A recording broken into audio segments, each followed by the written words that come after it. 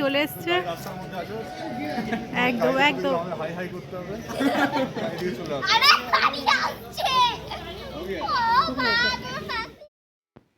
নমস্কার বন্ধুরা, আশা করি প্রত্যেকে ভালো আছেন।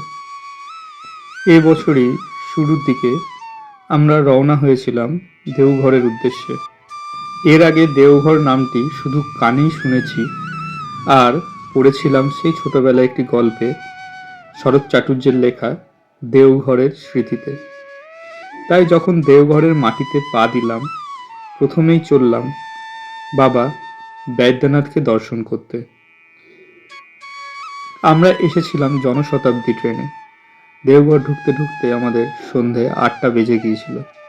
9টার সময় মন্দির বন্ধ হয়ে যায়, তাই ছুটলাম মন্দিরটি দেখতে। রাতের বেলায় দেওঘর মন্দিরটি অসম্ভব সুন্দর দেখাচ্ছিল। ঠিক যেন মনে হচ্ছিল গভীর সমুদ্রের ভিতরে বেশ কয়েকটি মুক্তোকে কেউ এক জায়গায় সুসজ্জিত করে রেখেছে। এইটি হলো মূল মন্দির, এবং এই মন্দিরের পাশে রয়েছে আরও বিভিন্ন দেবতাদের মন্দির। কিন্তু বাবা বৈদ্যনাথের সাথে আরেকটি মন্দির যা সুপরিচিত এবং বিখ্যাত, তা হলো মাতা পার্বতীর মন্দির।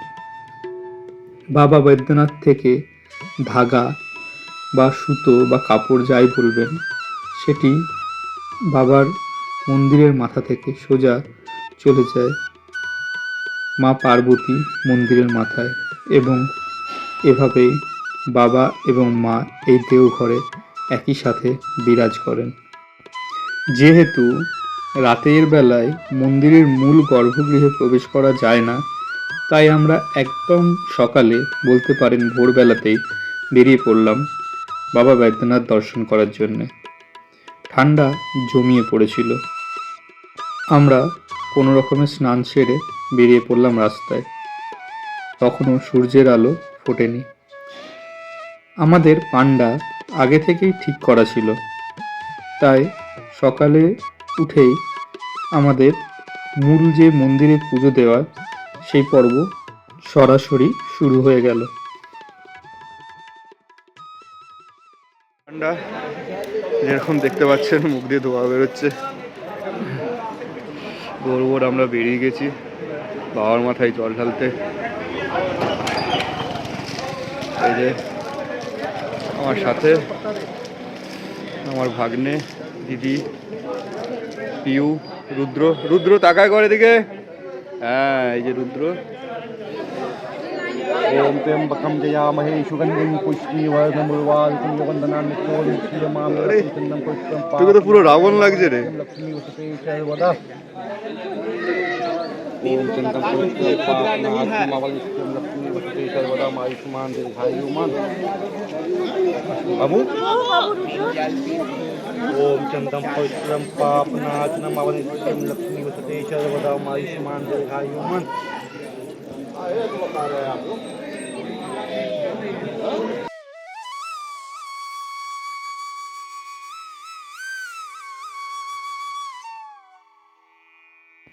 বৈদ্যনাথ মন্দিরে পুজো দিতে গেলে বা বাবার মাথায় জল ঢালতে গেলে আপনার পান্ডার সেরকম দরকার নেই। কিন্তু আপনি যদি অন্যরকম পুজো, যেমন ধাগা বন্ধন যদি করতে চান, বা আরও বিভিন্ন রকম দোষ নিবৃত্তি যদি করতে চান, তাহলে আপনাদের পান্ডা ধরতে হয়। আমরা যেহেতু প্রথমবার এসেছিলাম, তাই আমাদের ইচ্ছা ছিল ধাগা বন্ধনে আমরা অংশ নেব। অর্থাৎ আমাদের নামে ধাগা বাবার মন্দিরের মাথা থেকে একদম মায়ের মন্দিরের মাথা পর্যন্ত বাঁধা থাকবে। তার ভিডিও কিছুক্ষণ পরে আপনারা দেখতে পাবেন।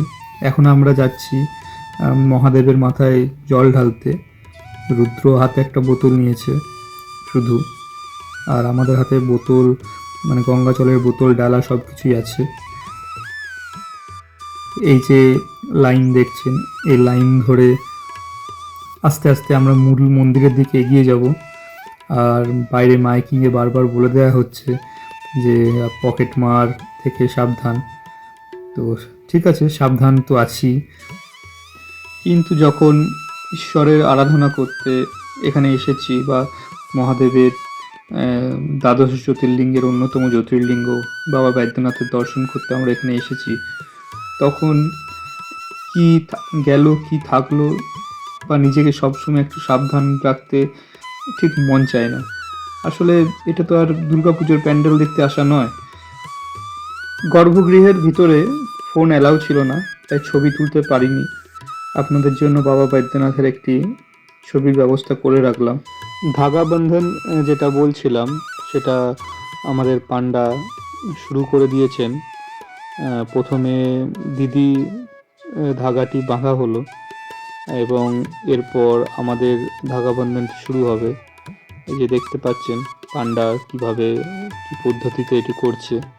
তো এরপর আমাদের লাইন ছিল, আমরা স্বামী স্ত্রী এবং রুদ্র একসাথে একে অপরকে স্পর্শ করেছিলাম এবং ধাগা বন্ধনের শুরুতে যে পদ্ধতিটি করা হয় মন্ত্র পড়তে পড়তে, সেটি পণ্ডিত মশাই শুরু করে দিলেন। বন্ধুরা, আরও একবার বলে দিই, এইসব যে আপনাদের করতে হবে তা কিন্তু ম্যান্ডেটরি নয়। আপনারা চাইলে সোজাসুজি গিয়ে মহাদেবের মাথায় জল ঢেলে আপনাদের পুজো সম্পন্ন করতে পারেন। আমাদের ইচ্ছা ছিল মনের, তাই আমরা এটি করেছি।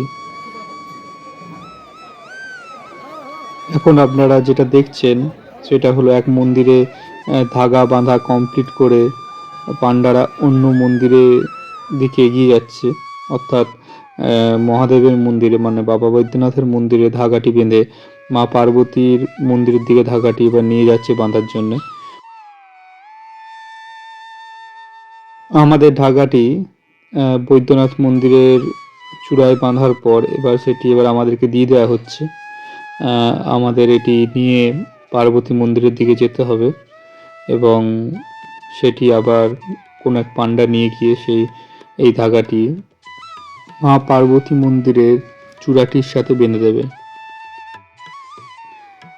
এই দেওঘরে শ্রাবণ মাসে যেমন মহাদেবের মাথায় জল ঢালা বা যেটা আমরা বলি কাওয়াড়িয়া যাত্রা, সেটি যেমন বিখ্যাত, ঠিক সেরকম শিবরাত্রির দিনটিও এখানে খুব ধুমধামভাবে পালন করা হয়। আর তার কারণ এখানে মহাদেব ও পার্বতীর পাশাপাশি অবস্থান।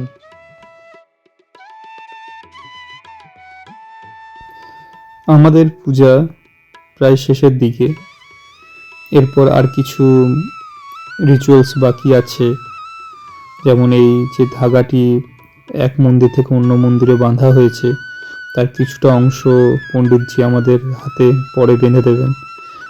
সেই ভিডিওটি আপনারা দেখবেন। এই যে আরও অনেক ভক্ত এই ধাগা বন্ধনে অংশগ্রহণ করেছে।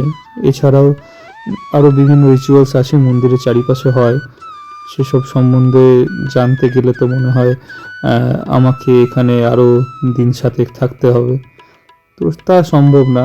আমরা দুদিনের জন্য এসেছি এখানে এবং ফিরে যাব। এই যে বলছিলাম, ধাগার কিছুটা অংশ আমাদের হাতে পণ্ডিতজি বেঁধে দিচ্ছেন।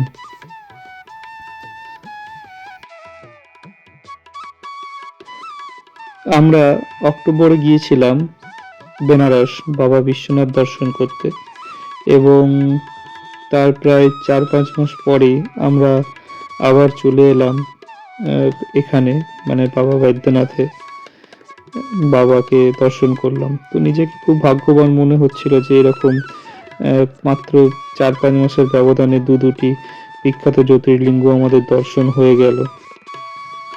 আজকেই সন্ধ্যাবেলা ট্রেনে আমরা ফিরে যাব দুর্গাপুর। তো তার আগে এখান থেকে বেরিয়ে আমরা দর্শন করব বাসুকীনাথ, তারপর ঘুরে নেব ত্রিকুট পাহাড়, সাথে ঘুরে নেব তপবন এবং দেখব নওলক্ষা মন্দির, আর থাকবে দেওঘরের ইতিহাস, দেওঘরের পুরাণ কাহিনী নিয়ে অনেক গল্প। তো ততদিন ভালো থাকবেন, দেখা হবে খুব তাড়াতাড়ি। ও ঠান্ডা, এখনো ঠান্ডা, 9:30 বাজছে, তবু ঠান্ডা লাগছে প্রচুর।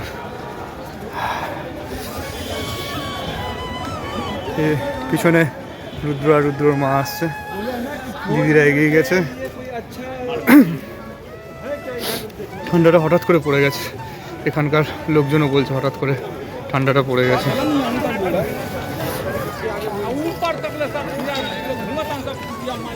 জয় ভোলেনাথ, আবার পরের বছর আসবো।